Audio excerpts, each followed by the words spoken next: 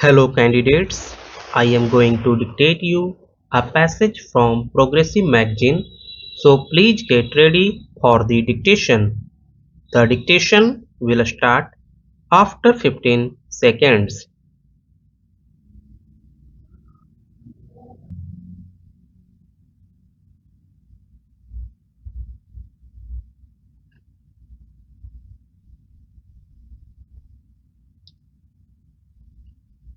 The Women's Reservation Bill has been pending for years and years together. In the last 5 years, we were disappointed because repeatedly we were being told that the Women's Reservation Bill would come, but even the introduction of it had to wait till the very end of the government, and therefore the seriousness of this government in introducing the Women's Reservation Bill and seriously approving and supporting that Women's Reservation Bill was itself doubtful. The government has said that they intend to do so. If the government does so, I am sure as far as the BJP is concerned and as far as other segments of this house are concerned, we would strongly stand behind the government in supporting that bill in any form for the women in the next 100 days. I am glad that my friend, who is also going to support us and the government on this bill, corrects me.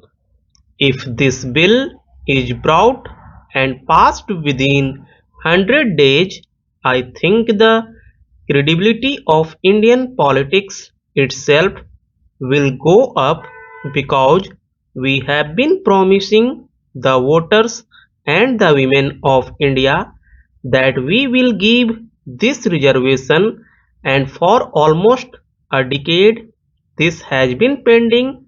It is about time that we did it in the next 100 days. Sir, there is one issue of caution that I have, on which the President's address does not state anything.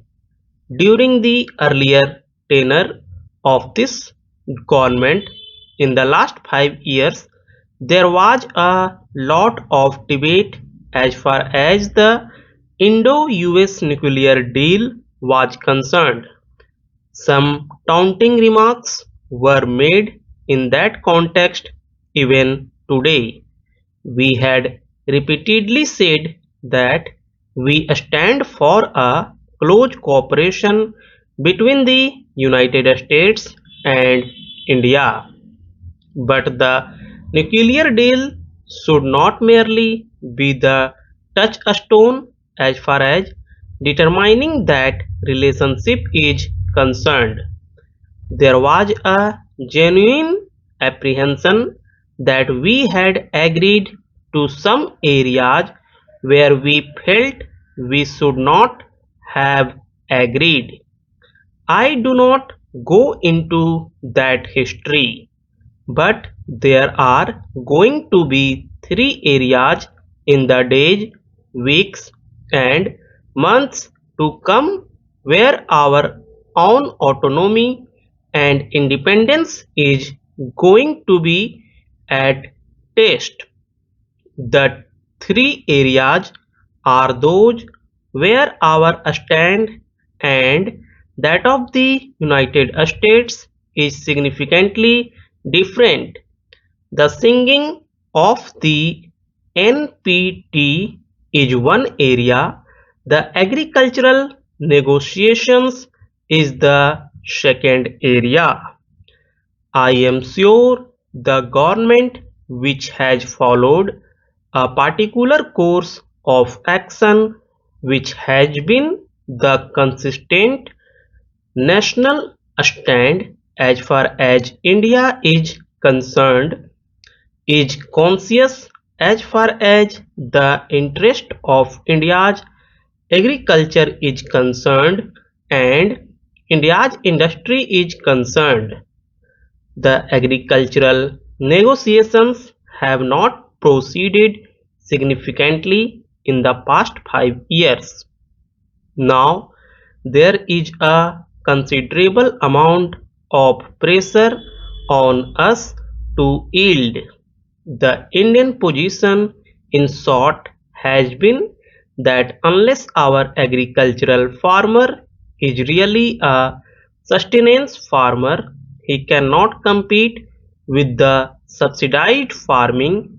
As far as the United States is concerned, the European Union is concerned, and the other subsidizing nations are concerned. We must bear in mind that as far as these areas are concerned, nowhere in the world foreign policy and trade policy necessarily go together.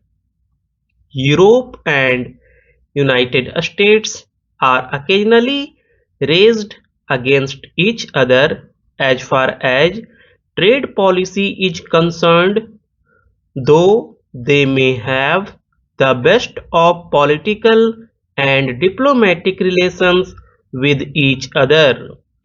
Because ours is a sustenance farmer, he cannot complete this huge amount of subsidies that the developed countries give, which must come down. The government of India in the last 5 years has pursued this stand and pursued it vigorously. India is being blamed by the developed countries for not allowing the deal to go through. On the contrary, we are being told that you reduce your tariffs so that the subsidized agriculture can come and invade the Indian market. Even if it did not invade the Indian market, it will at least prevent our surplus from going into the global market, compelling our agricultural produce to be dumped in our own market and depress our prices. So those subsidies really are a death knell as far as the Indian farmer is concerned.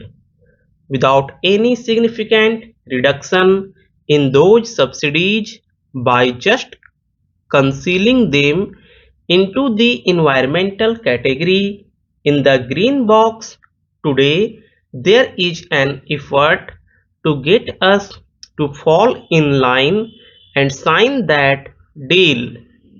I wish to caution this government that this is one area where the government would not yield and stand by what our conventional Indian position is.